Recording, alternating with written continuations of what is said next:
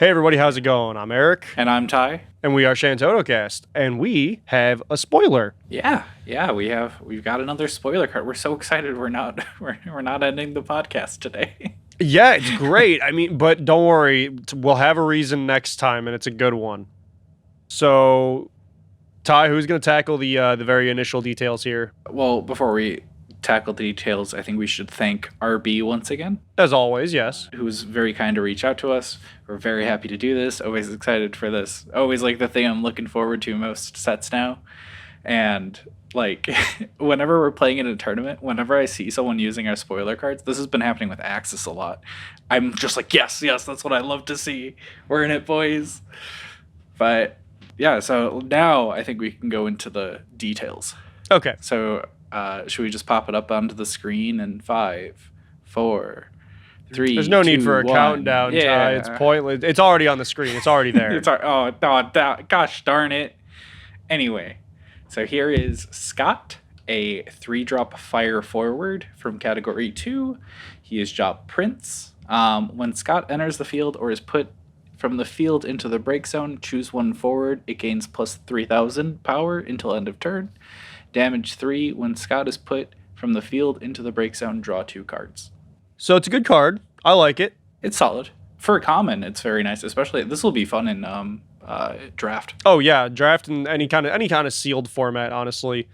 Yeah, I'm honestly, if I'm in red in my pre-release, I'd probably run him. Yeah. What's nice, first things that stand out to me, so obviously it's a card that's on curve, which is always cool. Yeah. It has a relevant job that is searchable. Yes. Category 2 is mildly relevant. Mildly. Let me double check. I believe, I'm trying to think if we have a straight up Category 2 searcher. I don't remember, I don't actually. believe we do, but keep talking. The other thing that I like quite a bit is that there are both enter and leave triggers, because a lot more cards have been getting those situations lately where they get both, or they, more frequently have been getting leave triggers. And those kinds of cards have existed for since the game started, right? But it's becoming more and more relevant now because a lot of things kind of get murked on enter. Yeah. So being able to get something out of it that, yeah, you get the enter effect a lot of time, but also if you get a leave effect, it kind of softens the blow of losing your thing. So having both is cool. So you can give the same thing 6K or 2 things 3K, or, honestly, well, actually, I'm trying to think of how you'd play it and break it in the same turn. No, well, I mean, yeah, you could do that you could do that yourself. I was thinking of, you can't stack Ami with itself to save it. Oh, yeah. Because it's already leaving the field to the break zone, so that's irrelevant, but that would be funny. Yeah. But also on damage 3, you get to draw 2, so it's got technically 2 leave triggers. Yeah. And drawing 2 for when something dies is pretty neat. I like that. Yeah, like that. So when I first looked at this card, so the damage 3 draw 2 really kind of, or the damage 3 when this dies draw 2, kind of stood out to me. Because immediately the first card that came to mind was, I'm mad because now that I'm trying to think of him, the Thief, 3-drop 7. I want to call him Gotetsu, but that's wrong.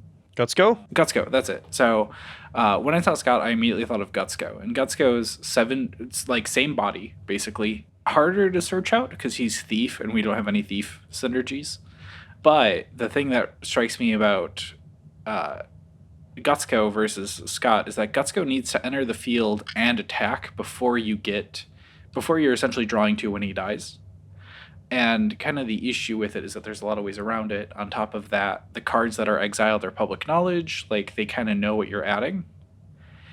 But at damage 3, which isn't hard to get at all, being able to get the draw 2 is nice.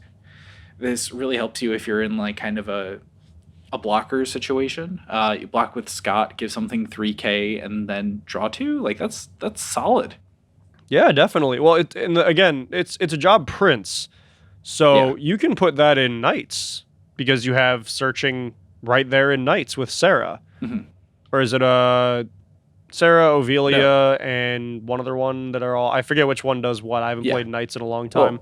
Well, more so, Sarah can search Ovelia. However, if you already have Ovelia, Sarah can search Scott. Right. Okay. And then just having just Scott available, like just kind of on the board. Like I think an issue that Knights has is it doesn't have too much card draw. And Yeah. being a damage 3 to get the Scott card draw is nice. And then on top of that, Knights aren't exactly huge. So Scott being able to just give it that additional 3k on enter, 3k when he dies, it's nice. Yeah. Now, if only there was a way to make him a lightning rod. Yeah. Yeah. But he, at the very least, he forces a lot of like really weird blocks and a lot of like interesting combat steps. Because it's just like, do I just take the hit from the Scott and stop them from attacking with this other thing that'll run over my other thing?